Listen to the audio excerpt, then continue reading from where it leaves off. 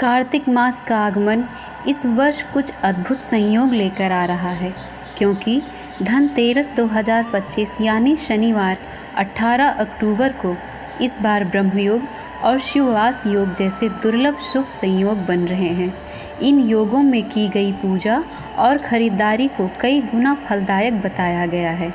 धनतेरस का शुभ मुहूर्त हिंदू पंचांग के अनुसार त्रयोदशी तिथि शुरू होगी 18 अक्टूबर दोपहर 12:18 पर, समाप्त होगी 19 अक्टूबर दोपहर 1:51 पर। पूजा का सर्वश्रेष्ठ समय रहेगा शाम 7:16 से 8:20 तक। इस दौरान भगवान धन्वंतरी, माँ लक्ष्मी और कुबेर देव की आराधना करना अत्यंत मंगलकारी रहेगा। पौराणिक मान्यता है कि समुद्र मंथन के समय जब अमृत निकलने वाला था, तब भगवान धन्वंतरी अमृत कलश लेकर प्रकट हुए थे। इसी कारण यह दिन धन और स्वास्थ्य दोनों का प्रतीक माना जाता है। कहा गया है, जहाँ धन्वंतरी की कृपा होती है, वहाँ रोग, दरिद्रता और दुर्भाग्य नहीं टिक सकते।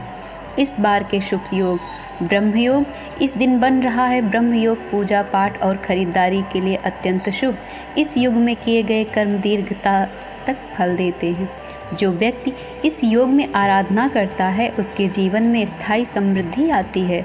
और शिववास योग, इस धनतेरस पर शिववास योग का भी प्रभाव रहेगा।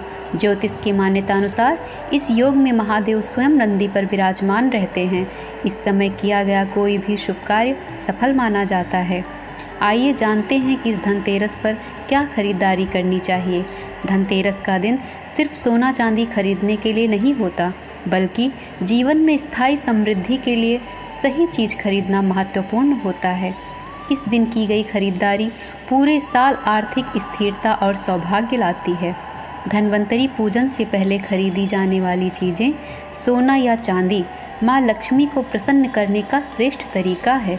तांबे या पीपल के बर्तन भगवान धन्वंतरी की कृपा और स्वास्थ्य के लिए। झाड़ू घर से दरिद्रता और नकारात्मकता दूर करने का प्रतीक है। धन की पोटली या नया बटुआ धन वृद्धि के लिए शुभ माना गया है। लक्ष्मी गणेश की प्रतिमा या दीपक सुख समृद्धि का वास बढ़ाने के लिए लेना चाहिए। क्या नहीं खरीदे धनतेरस पर?